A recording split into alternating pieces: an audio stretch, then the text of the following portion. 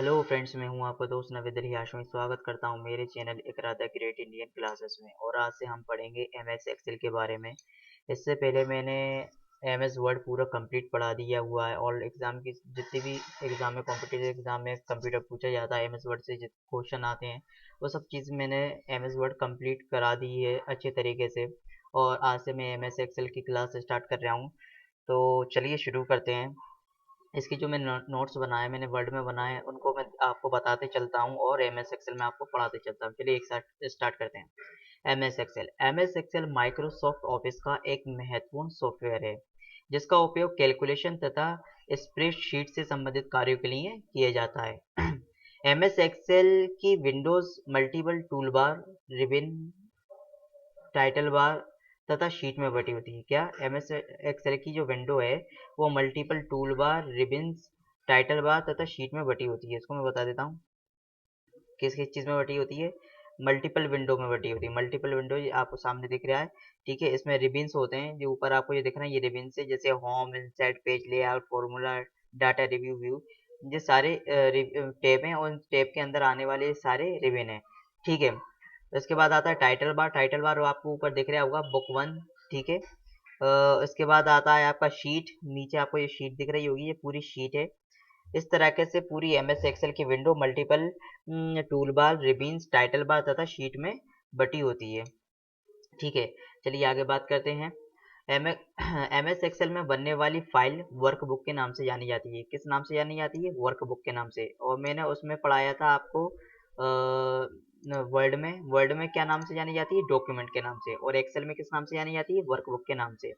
MX Excel की file का extension dot XLS होता है तथा 2007 के बाद के सभी एक्सेल वर्जन का एक्सटेंशन डॉट एक्सएलएस होता है, ठीक है। क्या याद रखना? एमएक्स एक्सेल की फाइल का एक्सटेंशन क्या होता है? डॉट एक्सएलएस होता है, ठीक है। तथा 2007 के बाद के सभी एक्सेल की जो वर्जन है उसमें जो एक्सटेंशन होगा वो क्या होगा? डॉट एक्सएलएस होता है, ठीक है। नवीन एक्सटेंशन में लास्ट में जोड़ा गया एक्स एक्सएमएल यानी कि एक्सटेंसिबल मार्कअप लैंग्वेज को दर्शाता है। इसका तात्पर्य है कि हम संबंधित फाइल को आसानी से इंटरनेट पर शेयर कर सकते हैं। तो जो क्वेश्चन आता है वो क्वेश्चन इस तरीके से भी आ सकता है कि जो एक्सएलएस एक्स है या डीओसी एक्स है, जिसमें एक्स जो है वो किसको निरूपित करता है या किसको दर्शाता है? तो वो क्या दर्शाता है? Extensible markup language. और इसका कार्य क्या होता है? इसका कार्य ये होता है कि इंटरनेट पर शेयर कर सकते हैं। इसका मतलब क्या है? इसका तात्पर्य है कि हम संबंधित फाइल को आसानी से इंटरनेट पर शेयर कर सकते हैं। अब यहाँ पर मैंने एम एस ऑफिस के जो एप्लीकेशन है उनके मैंने यहाँ पर नाम लिखे हुए हैं।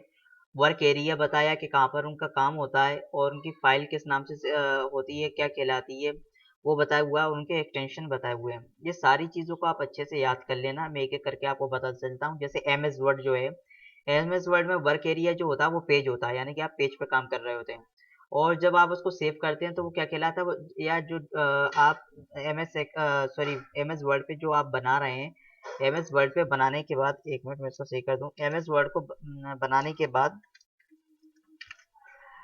जो फाइल बनती है हमारी उसको डॉक्यूमेंट कहा जाता है और इसका एक्सटेंशन क्या होता है? डॉट डी ओ सी या डॉट डी ओ सी एक्स, ठीक है। ऐसे ही एम एस एक्सेल है। एम एस एक्सेल में हम कहाँ पर वर्क करते हैं? वर्कशीट पर। और ये क्या कहलाता है? फाइल क्या कहलाती है? जब हम फाइल बन जाती है तो वो कहलाती है वर्कबुक, ठीक है। काम कहाँ पर करते हैं? वर्कशीट पर। जैसे ये शीट है, इस वर्कशीट पर काम करते हैं। और जब ये पूरा डॉक्यूमेंट बन जाएगा तो क्या कहलाएगा? Workbook, okay. चलिए आगे बात करते हैं। उसका एक्सटेंशन क्या होता है? डॉट एक्स एल एस या dot x L S x, ठीक है। ये मेरा जेड दब गया, एक्स एल एस, ठीक है। एक्स क्या दर्शाता है? एक्सएमएल एक्सटेंसिबल मार्कअप लैंग्वेज को। इसी तरह एमएस पावर पॉइंट की बात करते हैं, जिसमें वर्क एरिया क्या होता है? स्लाइड होती है। और फाइल जो बन जाती है वो क्या कहलाती है? प्रेजेंटेशन। इसका एक्सटेंशन क्या होता है? डॉट पीपीटी या डॉट पीपीटी एक्स। क्या? Dot PPT x, okay. चलिए आगे बात करते हैं एमएस एक्सेस। एमएस एक्सेस जो है उसका वर्क एरिया क्या होता है? टेबल। फाइल क्या कहलाती है? डाटाबेस। और इसका एक्सटेंशन क्या होता है? डॉट एमडीबी या डॉट एक्सएसीडी, ठीक है। चलिए अब बात करते हैं आगे। तो ये जो मैंने आपको ये टेबल है इसको आप अच्छे तरीके से याद रख लेना कि वर्क एरिया क्या होता है, फाइल क्या कहलाती है और इसका एक्सटेंशन क्या होता है। ज्यादातर एक्सटेंशन पूछ लिया जाता है, और एक्सटेंशन में ये भी पूछ लिया जाता है कि इसमें जो एक्स जो बताया गया है वो किस चीज को बताता है, वो XML लैंग्वेज को बताता है, यानी कि एक्सटेंसिबल मार्कअप लैंग्वेज को दर्शाता है। और उसका तात्पर्य क्या होता है कि हम इसको इंटरनेट पर, इस फाइल को इंटरनेट पर शेयर भी कर सकते हैं। चलिए बात करते हैं वर्कशीट की। अब वर्कशीट क्या है, ये पूरी की पूरी जो शीट देख रही है वर्कशीट है, ये शीट नंबर 1 लिखा आ रहा है। चलिए इसके बारे में हम पढ़ते हैं। एमएक्स एक्सेल की वर्क बुक में जहां हम काम किया जाता है, जहां काम किया जाता है उस एरिया को वर्कशीट कहा जाता है। क्या, एमएक्स एक्सेल की वर्क बुक में जहां काम किया जाता है उस एरिया को क्या कहा जाता है, वर्कशीट कहा जाता है। एमएस एक्सेल 2013 में बाय डिफॉल्ट वन वर्कशीट प्राप्त होती है। जैसे आप देख रहे हैं ये एमएस एक्सेल 2013, इसमें कौन सी एक शीट प्राप्त हो रही है, सिर्फ एक ही शीट मिल रही है। ठीक है, जिन्हें अधिकतम 255 तक बढ़ाया जाता है। अगर हम इसको बढ़ाना चाहें तो उसको हम, जो प्लस का साइन दिख रहा है इस पे हम दबाते हुए नई शीट बनाते चले जाएंगे। देखिए नई शीट बनती चल रही है। अब इसको हम यहाँ से रिमूव भी कर सकते हैं या डिलीट कर दें। ये डिलीट हो गई, ये डिलीट हो गई। जितनी हम कहाँ तक कितनी बढ़ा सकते हैं, 255 तक के हम इसको बढ़ा सकते हैं। और बाय डिफॉल्ट कितनी शीट प्राप्त होती है हमें 2013 में, एक शीट प्राप्त होती है। ठीक है, जबकि 2013 से पूर्व के वर्जन में बाय डिफॉल्ट 3 वर्कशीट प्राप्त होती थी। जैसे 2013 से पहले जो वर्जन थे, जैसे कि 2010, 2007, ठीक है, 2003, इन जो वर्जन थे इनमें जो शीट प्राप्त होती थी बाय डिफॉल्ट कितनी शीट प्राप्त होती थी, 3 शीट प्राप्त होती थी, यानी यहाँ पर 3 शीट दिखाई देती थी। लेकिन 2013 से कितनी शीट दिखाई दे रही है, एक शीट। ठीक है, चलिए इसके बारे में बात करते हैं। तथा इन्हें भी कितने अधिकतम 255 तक बढ़ाया जा सकता था। 2013 से पहले जो वर्जन थे एमएस एक्सेल के, जो पहले के वर्जन थे उन्हें भी कितने शीट बढ़ाई जा सकती है, उन्हें भी 255 शीट तक के बढ़ाया जा सकता था। एमएस एक्सेल की वर्कशीट एक्सेल का वर्क एरिया होती है, जो कि मल्टीपल रो एंड कॉलम होते हैं। बता देता हूँ, जो वर्कशीट होती है या वर्क एरिया जो है, जी आप, मैं कर्सर आपको ये घुमा रहा हूँ, यही वर्क एरिया, यही वर्कशीट है। ठीक है, ये क्या, मल्टीपल कॉलम, ये पूरा एक कॉलम हो गया, जैसे ये एफ वाला कॉलम हो गया, ये जी वाला कॉलम हो गया। और मल्टीपल रोज, ये मल्टीपल रोज, जैसे कि ये 4 नंबर की रोज ये हो गई। ठीक है, 6 नंबर की रोज हो गई। इस तरह से मल्टीपल रोज और मल्टीपल कॉलम में बटी होती है। ठीक है, एमएस एक्सेल की वर्कशीट पर अलग अलग वर्जन में रो, कॉलम एंड सेल की संख्या अलग अलग होती है। तो एमएस एक्सेल जो है, जिसके अलग अलग वर्जन जो आते हैं उसमें रो और कॉलम या सेल्स की जो संख्या है वो अलग अलग होती है। उसको मैं आगे जो है टेबल के, उसमें जो मैंने टेबल बनाई हुई है इसमें मैं आपको बता दूंगा। ठीक है, चलिए हम इसको पहले पढ़ लेते हैं। एमएस एक्सेल की वर्कशीट पर अलग अलग वर्जन में रो, कॉलम एंड सेल्स की संख्या अलग अलग होती है। एमएस एक्सेल में कॉलम के नाम को अल्फाबेट के द्वारा दर्शाया जाता है। देख लीजिए, जो ये कॉलम है, ऊर्ध्वाधर ये खड़े हुए जो कॉलम है उनको अल्फाबेट के नाम से दर्शाया गया है। किस नाम से, अल्फाबेट के नाम से। ठीक है, और इसी तरह ही एमएस एक्सेल शीट पर मौजूद रो को नंबर के द्वारा दर्शाया जाता है। ठीक है, अब ये जो रो है यानी कि तिरछी जो लाइनें हैं उनको किसके नाम से, नंबर के नाम से दर्शाया जाता है। चलिए, नंबर के द्वारा दर्शाया जाता है। एमएस एक्सेल में रो एवं कॉलम के मिलान से सेल का निर्माण होता है। देखिए, जहां पर रो और कॉलम मिल रहे हैं, रो और कॉलम के मिलने से किसका निर्माण हो गया, सेल का निर्माण। जैसे ये एक सेल हो गई, ये एक सेल हो गई। ठीक है, चलिए आगे बात करते हैं। ये भी एक क्वेश्चन बन जाता है कि सेल जो है वो किस चीजों से मिलकर बनी है, तो रो और कॉलम से मिलकर सेल बना होता है। ठीक है, चलिए आगे बात करते हैं। एमएस एक्सेल में रो एवं कॉलम के मिलान से सेल का निर्माण होता है, तथा सेल का एड्रेस उस रो एवं कॉलम के एड्रेस से मिलकर बना होता है जिस पर वह मौजूद होता है। उदाहरण के लिए यदि सी नंबर के कॉलम एवं 7 नंबर की रो पर मौजूद सेल का नाम C7 होगा। एमएस एक्सेल में जिस सेल पर कार्य किया जा रहा है उसे एक्टिव सेल कहा जाता है। चलिए इसको मैं बता देता हूँ। जैसे मान लीजिए हम किसी भी सेल को ले लेते हैं, फॉर एग्जांपल हमने ये सेल ले ली, तो देखिए आप, कॉलम कौन सा है, बी कॉलम है, लेकिन रो कौन सी है, कौन सी रो है, सेकंड रो है, यानी दूसरी रो है, तो इसका नाम क्या होगा, B2। इसी तरह मान लीजिए हमने यहाँ पर ई पे ले लिया, हमने इस सेल को सिलेक्ट करा, तो देखिए कॉलम कौन सा है, ई है, और इसकी जो रो है वो है 6, तो इसका नाम क्या होगा, E6। इसी तरह आप कोई सी भी कॉलम ले लें, यहाँ पर आप कोई सी भी कॉलम ले लें, उसका नाम उसी तरह से होगा, जैसे इसका नाम होगा G3।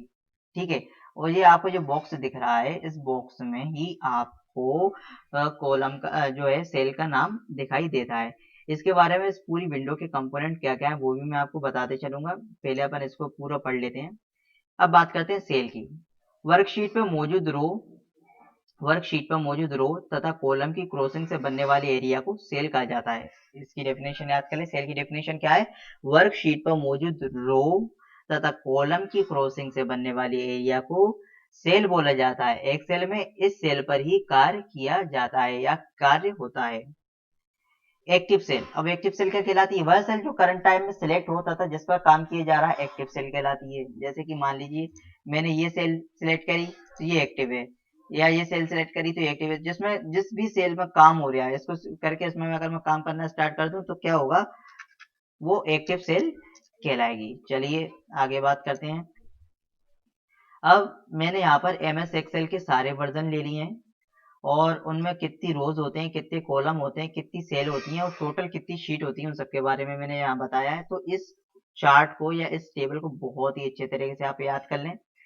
सबसे पहले हम बात करते हैं अभी जो लेटेस्ट वर्जन है हमारा एम एस एक्सेल 2019, फिर उसके बाद 16, फिर 13, फिर 10, फिर 7, 3, फिर हम गूगल शीट की बात करेंगे। चलिए पहले बात करते हैं एम एस एक्सेल 2019 की। एम एस एक्सेल 2019 में कितनी रोज होती हैं? 10,48,576। कितनी? 10,48,576 याद कर लीजिएगा आप इसे। कॉलम कितने होते हैं? 16,384 एक्स एफ डी तक के। कहाँ तक? 16,384 तक। मैं आपको बता देता हूँ एक्सेल में रोज कितनी है।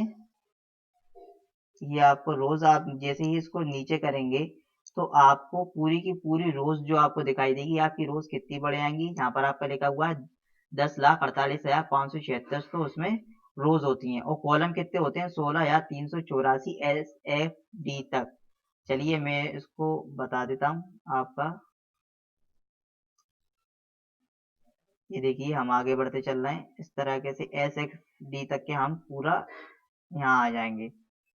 जस्ट अ सेकेंड, लास्ट में हम पहुंच जाएंगे तो आपको पूरा का पूरा पता पड़ जाएगा कि लास्ट एक्स जो आपकी वो है कॉलम, या जो आपका नाम क्या है उसका, तो वो है एस एफ डी। उसको आप अच्छे तरीके से याद कर लीजिए। देखिए कितनी ज्यादा हम आगे बढ़ते चल रहे हैं।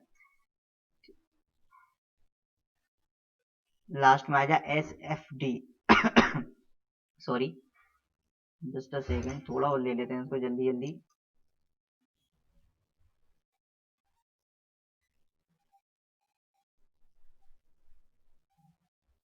देखिए इसमें तो काफी टाइम लग जा रहा है, तो उसको हम फिर से वहीं के वहीं ला देते हैं। बहुत टाइम लग जाएगा ऐसे तो। जो लास्ट जो होगा यहाँ पर जो नाम आएगा लास्ट में वो आएगा एस एफ डी तक के। ठीक है, क्या नाम आएगा? एस एफ डी तक के इसका नाम आएगा। चलिए इसको फिर हम फिर से आपको बता देते हैं। एम एस एक्सेल 2019 में कितनी रोज होती हैं? 10,48,576। कॉलम होते हैं 16,384 एस एफ डी तक के। सेल्स होती हैं 17, 17, 98, 69, 189। इसको इसी तरीके से याद करिएगा तो आपको याद हो जाएगी। जैसे 17, 17, 98, 69, 189, इस तरीके से आप याद करेंगे तो आपको याद होगा। और टोटल शीट कितनी होती है? 255। इसी तरह एम एस एक्सेल 2016, 13 और 10 और 2007, इन सब में वही की वही रोज कॉलम सेल और टोटल शीट जो है वो समान ही है। यानी कि 10,48,576 आपकी रोज होंगी, कॉलम होंगे 16,384 एस एफ डी तक, सेल होंगे 17, 17, 98, 69, 189, और टोटल शीट कितनी होंगी? 255। कहाँ तक? 2019 से लेके 2007 तक के समान है। लेकिन हम बात करें एम एस एक्सेल 2003 की, तो एम एस एक्सेल 2003 में रोज कितनी है? 65,536। कॉलम कितने हैं? 256 आईवी तक के। ठीक है, और सेल कितनी है? 4 लाख। और टोटल शीट कितनी है? 200। इसी तरह अगर गूगल शीट की बात करें, गूगल शीट में क्या है? रोज की डाटा है नहीं, रोज आप बढ़ा सकते हैं, कितनी बढ़ाते हैं। कॉलम है 256, सेल है 4 लाख, और टोटल शीट है 200। गूगल शीट जो है, गूगल शीट में जो रोज हैं वो भी 65,536 ही है, यानी समान है। ठीक है, एम एस एक्सेल 2003 और गूगल शीट दोनों समान है। और 2019 से लेकर 2007 तक के जो भी डाटा है वो समान है। तो आप इसको अच्छे तरीके से याद कर लीजिएगा, क्योंकि क्वेश्चन कैसे भी पूछा जा सकता है। चलिए अब बात करते हैं हम पूरे जो वर्क एरिया है एम एस एक्सेल का, उसके बारे में। सबसे पहले आती है रेंज। एम एस एक्सेल में मौजूद सिलेक्टेड सेल के समूह को रेंज कहा जाता है। रेंज का उपयोग कई प्रकार के एक्सेल फंक्शन तथा फॉर्मूला में पैरामीटर के रूप में होता है। अब रेंज में आपको बता देता हूँ क्या है। जैसे मान लीजिए एक्टिव सेल है, यही एक टाइप सेल है, कोई सी हम सेल ले लें, ये अगर हम मान लीजिए कि बहुत सारी सेलों को इकट्ठा कर लेते हैं, ठीक है, तो ये पूरी की जो सेल है, इकट्ठा जो सेल है वो रेंज कहलाएंगी। इन्हीं में हम फंक्शन लगाएंगे, पैरामीटर लगाएंगे। ओके, चलिए फिर बात करते हैं टाइटल बार। एक्सेल विंडो की सबसे ऊपर की बार को टाइटल बार कहा जाता है, जिसके मध्य भाग में एक्सेल शीट का टाइटल लिखा होता है। वर्ष 2007 से पहले लेफ्ट साइड में लिखा होता था। टाइटल बार के राइट कॉर्नर पर 3 बटन क्रॉस, मिनिमाइज, मैक्सिमाइज प्राप्त होते हैं तथा इनमें इसमें हमें रिबन सेटिंग के लिए एवं हेल्प के लिए रिबन बटन दिया होता है, एक बटन दिया होता है। टाइटल का नाम बाय डिफॉल्ट बुक 1 होता है, जिसे हम आवश्यकता अनुसार चेंज कर सकते हैं। चलिए एक्सेल खोलते हैं। ठीक है, हम यहाँ देखते हैं एक्सेल में क्या है कि जो एक्सेल है उसका जो सबसे ऊपरी जो बार होती है वो टाइटल बार कहलाती है। ये आपको रेड कलर में जो दिख रही है टाइटल बार है। रेड कलर इसलिए दिख रही है क्योंकि ये मेरा जो है प्रोडक्ट एक्टिव नहीं है। ठीक है, अगर ये एक्टिव होता तो इस कलर की दिखाई नहीं देती, ये अभी आपको व्हाइट ही दिखाई देती। ठीक है, तो जो शीट है, जो आपकी एक्सेल आपने खोली हुई है, इसका बाय डिफॉल्ट नाम क्या होता है? बुक 1, जो आपको दिख रहा होगा। तो 2013 में क्या है, 2013 में जो है आपको ये सेंटर में दिखाई देता है, लेकिन 2007 से पहले जो वर्जन आते थे उसमें जो टाइटल आपको दिखाई देता था वो लेफ्ट साइड में दिखाई देता था, यानी कि यहाँ पर। ठीक है, चलिए बात करते हैं। ये टाइटल बार हो गई, टाइटल बार में नाम लिखा हुआ है। इसके टाइटल बार के राइट साइड में देखें तो आपको 5 बटन देखते हैं, cross, minimise, maximise, cross, minimise, एक मैं आपको दिखा देता फिर से, क्रॉस, ठीक है जी, क्रॉस है। उसके बाद आता है हमारा मिनिमाइज, मैक्सिमाइज, ये मिनिमाइज मैक्सिमाइज बटन है। ये हेल्प का बटन है, ठीक है, और ये आपका रिबन सेटिंग का बटन है। इसी तरह इसमें भी यहीं पे आपको वही बटन दिए होते हैं। हेल्प पे उसमें आप हेल्प ले सकते हैं, और अगर यहाँ से आप रिबन डिस्प्ले जो ऑप्शन है, इसमें रिबन डिस्प्ले ऑप्शन में आप जो आपको ये रिबन दिए हुए हैं तो उसको हाइड एंड हाइड ये कर सकते हैं, जैसे auto hide ribbon. Auto hide ribbon में जैसे मैंने इसको क्लिक कर दिया तो क्या, वो सब हाइड हो गया। अब मैं इसको ओपन करना चाहता हूँ तो शो टैब करना चाहता हूँ, शिफ्ट टैब देखना चाहता हूँ तो टैब को कर लूंगा, टैब ही टैब दिखाई देंगे। और अगर मैं इसको शो टैब एंड कमांड करना चाहता हूँ तो पूरी की पूरी कमांड आपको देखने लग जाएगी। तो क्या होता है, क्रॉस, मैक्सिमाइज, मिनिमाइज, ठीक है, और ये हमारा जो बटन है वो रिबन डिस्प्ले ऑप्शन है, रिबन डिस्प्ले ऑप्शन, फिर आता है हेल्प। इसी तरह हमारा जो बुक 1 है, बुक 1 की लेफ्ट साइड में हमें जो है क्विक एक्सेस बार दिखाई देती है। चलिए इसके बारे में भी हम पढ़ लेते हैं। टाइटल बार हो गया, क्विक एक्सेस बार।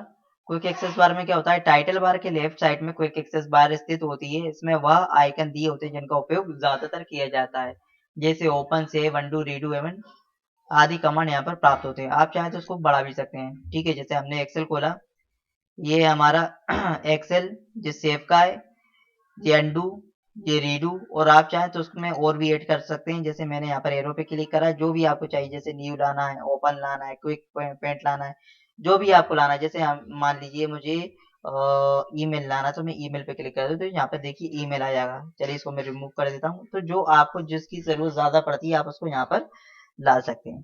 ठीक है, चलिए आगे क्विक एक्सेस बार के बारे में भी बात हो गई। चलिए अब बात करते हैं रिबन बार। एमएस एक्सेल 2013 में मेन्यूज के स्थान पर रिबन को उपलब्ध कराया गया है।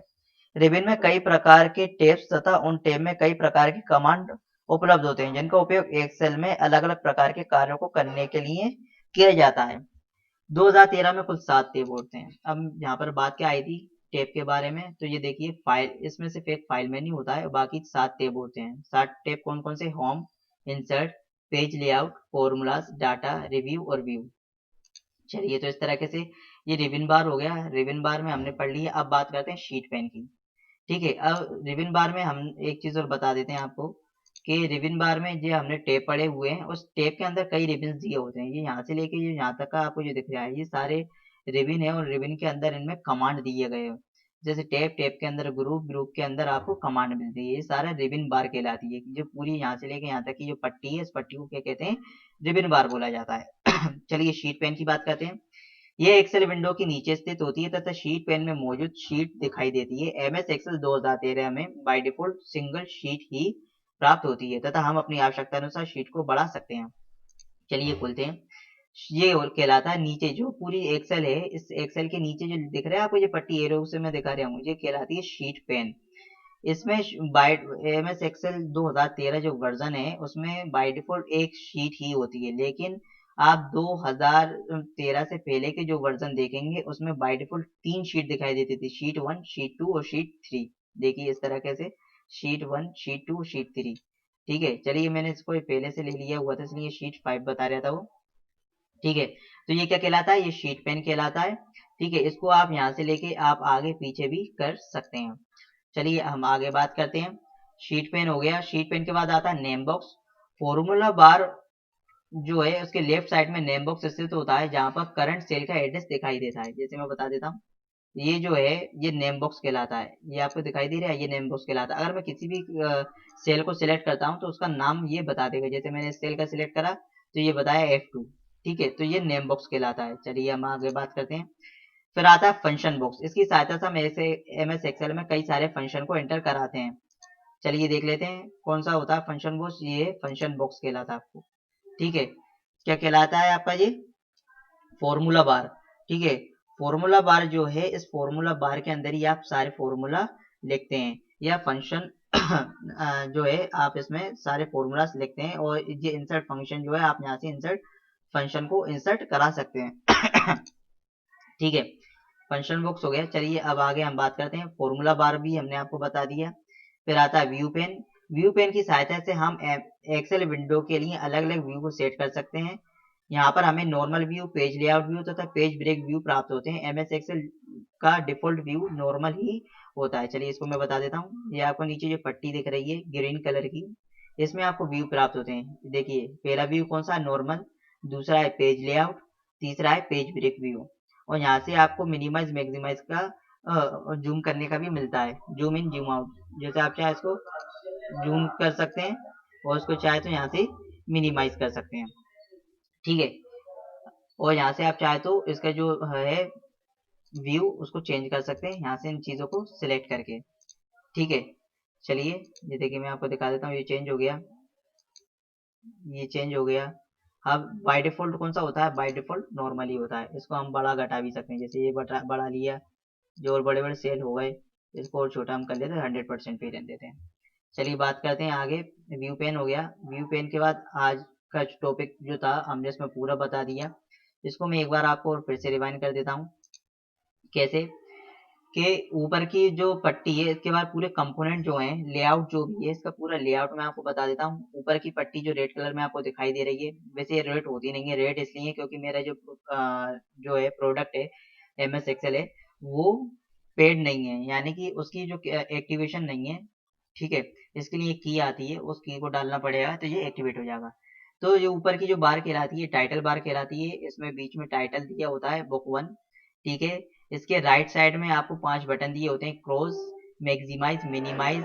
ठीक है, और एक बटन जो है इसको हेल्प बोला जाता है और इसको बोला जाता है रिबन डिस्प्ले ऑप्शन। इसकी लेफ्ट साइड में 5 बटन दिए होते हैं। इसके लेफ्ट साइड में आप जो बटन चाहे बढ़ा भी सकते हैं एरो की सहायता से। ठीक है, और इस वो बटन आते हैं जिनका उपयोग आप सबसे ज्यादा करते हैं, अंडू, रीडू, सेव, ओपन। ठीक है, फिर उसके बाद जो उसके नीचे जो आती है पट्टी वो कहलाती है टैब।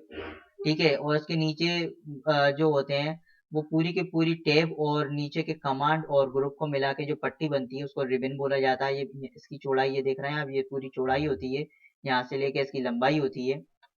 ठीक है, तो रिबन बार में आपके टैब आते हैं।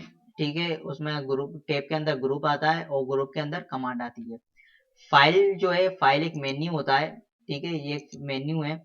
बाकी MS एक्सेल में 7 टैब होती हैं, home, insert, page layout, formula, data, review और व्यू।